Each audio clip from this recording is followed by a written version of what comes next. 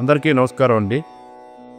2022లో దాజీ గారి బండారాలో దాజీ గారు inner peace quotient ఆరోగ్యాన్ని మెరుగుపరుచుకోవడం అనేటువంటి సందేశాన్ని ఇచ్చారు. ఆ సందేశంలో మనం ఆచరణాత్మకంగా డెవలప్ చేసుకోవాల్సినటువంటి ముఖ్యమైనటువంటి అంశాలని ఈ ఎపిసోడ్లో చెప్పుకుందాం.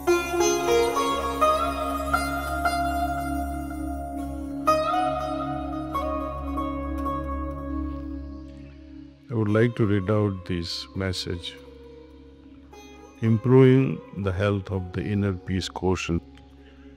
దాజీ సందేశాన్ని సోదరుడు ఐజాక్ ఎడిజిస్ చెప్పిన ఒక రేషియో అంటే నిష్పత్తి, అంటే బాహ్య సమగ్రతకి అంతర్గత విచ్ఛిన్నానికి గల నిష్పత్తితో ప్రారంభించారు. బాహ్య సమగ్రత అంటే మన చుట్టూ ఉన్న వాతావరణంతో మనం ఎంత సమగ్రంగా ఏకమై ఉన్నామో అది. అంతర్గత విచ్ఛిన్నం అంటే మనలోని అలజడి, గందరగోళం, మనపైన మాస్టర్ పైన ఉన్న సందేహం మరియు వినాశకర ప్రవృత్తులు.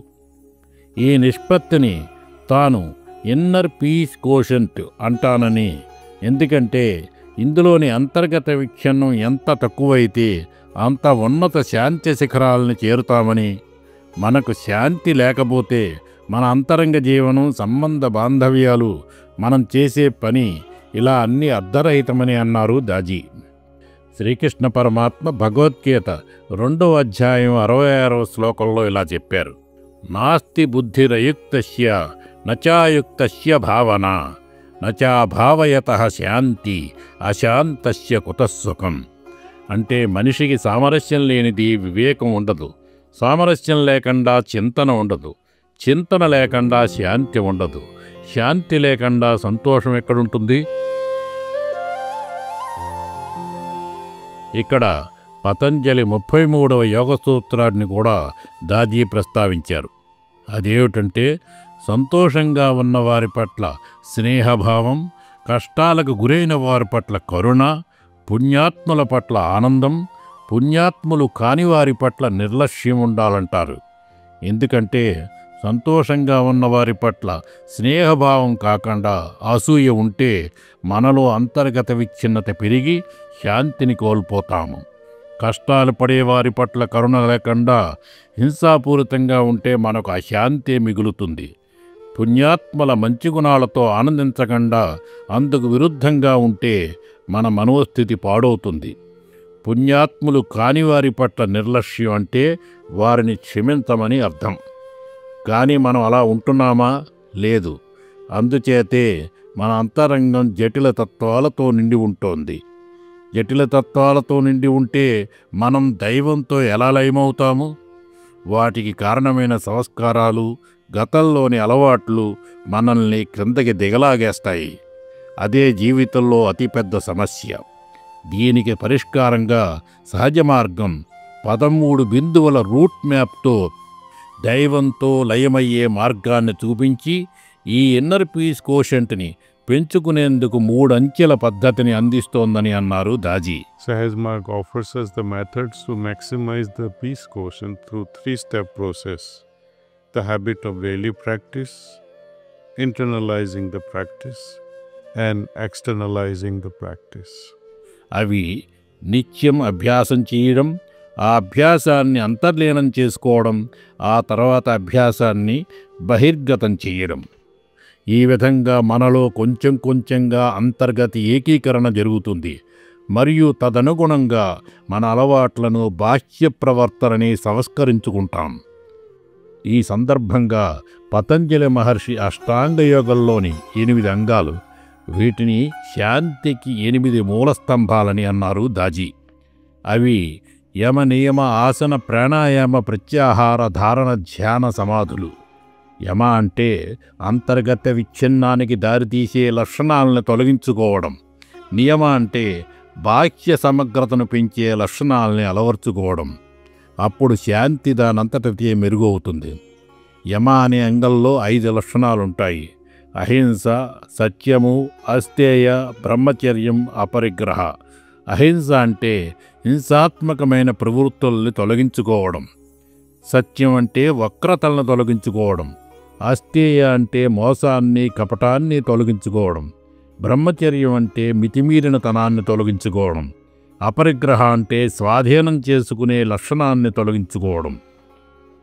ఇక రెండవ అంగం నియమలోనూ 5 లక్షణాలుంటాయి. శౌచ్, సంతోష్, తపస్, స్వాధ్యాయ్, ఈశ్వర ప్రణిధాన్. శౌచ్ అంటే శారీరక మానసిక శుభ్రత. సంతోష్ అంటే మానసిక సంతుష్టి, అంతరంగంలో ఆనందం. తపస్సు అంటే మలినాలను తొలగించి సరళంగా అవడం. స్వాధ్యాయ అంటే స్వీయ ఎరుకతో తన్ను తాను మెరుగుపరుచుకోవడం. ఈశ్వర ప్రణిధాన్ అంటే భగవంతునికి శరణాగతులవ్వడం.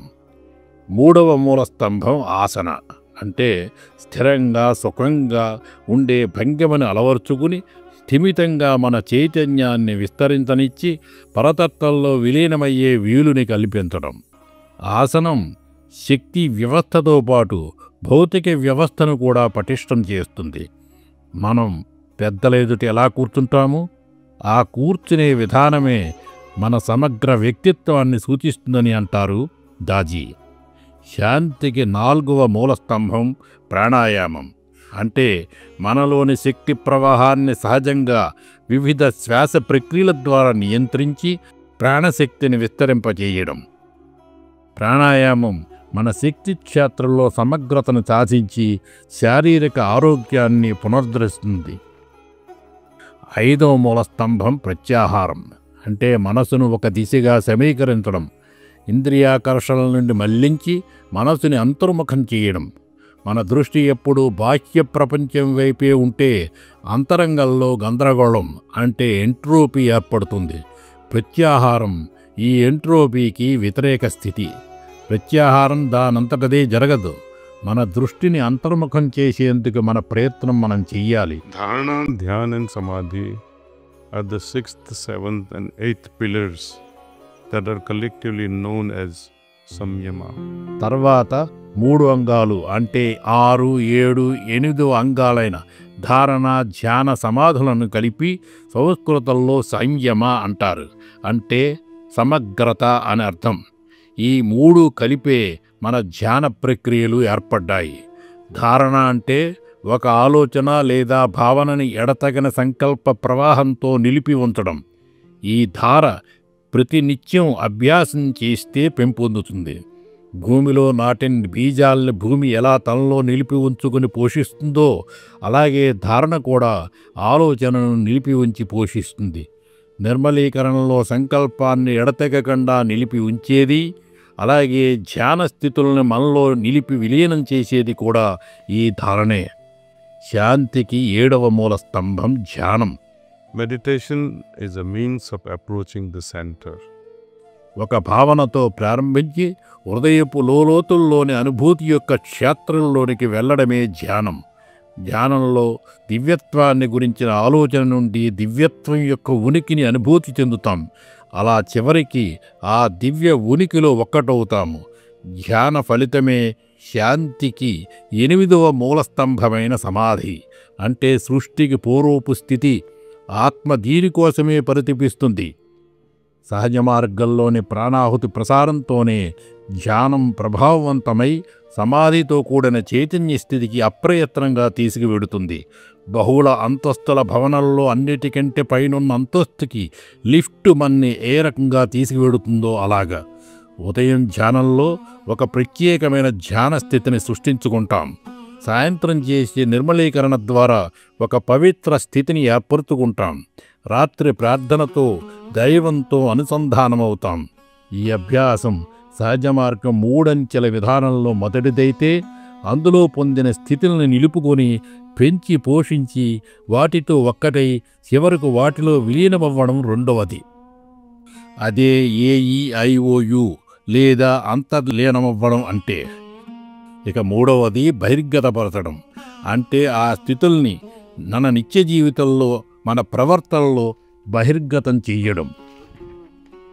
మన నిత్య జీవితంలో యమ నియమాల్ని ఆచరించే తీరుని బాబూజీ దశ నియమాల ద్వారా తర్వాతి స్థాయికి తీసుకువెళ్లారు. అభ్యాసం ద్వారా గణించిన ఆధ్యాత్మిక కానుకల్ని బహిర్గతం చేయడానికి ఈ నియమాలు మంచి పరికరాలుగా ఉపకరిస్తాయి. కాబట్టి బాబూజీ సమగ్రతను సాధించే సూత్రాలను తీసుకుని మనల్ని పరివర్తన గావించే సరళమైన ధ్యాన పద్ధతిని రూపొందించారని అన్నారు దాజీ. ఈ సందేశంలో దాజీ మనల్ని విశ్వశాంతికై 3 సంకల్పాలను చేయమన్నారు. ప్రపంచంలో అందరిలోనూ కరుణ, దయ, ప్రేమ మరియు శాంతి ఉండుగాక అనేది మొదటి సంకల్పమైతే, రెండవది మన చుట్టూ ఉన్న ప్రతి వస్తువు శాంతిని నింపుకుంటున్నది. ఆకాశము, సముద్రాలు, వృక్షాలు, ప్రజలు, ఆటవిక జీవజాలం, భవంతులు అన్నీ శాంతిని ప్రసరిస్తున్నాయని. మూడవ సంకల్పం సరైన ఆలోచన మరియు సరైన అవగాహన ద్వారా సంపూర్ణ ప్రయోజనం కోసం అందరూ ప్రశాంతంగా తయారవుతున్నారని. ఈ 3 సంకల్పాలు విశ్వశాంతికి పునాదులను ఏర్పరుస్తాయని అన్నారు దాజీ. 2023లో దాజీ గారి బండారాలో దాజీ గారు ఇచ్చిన సందేశం నెక్స్ట్ ఎపిసోడ్లో చెప్పుకుందాం. అందరికీ ధన్యవాదాలు.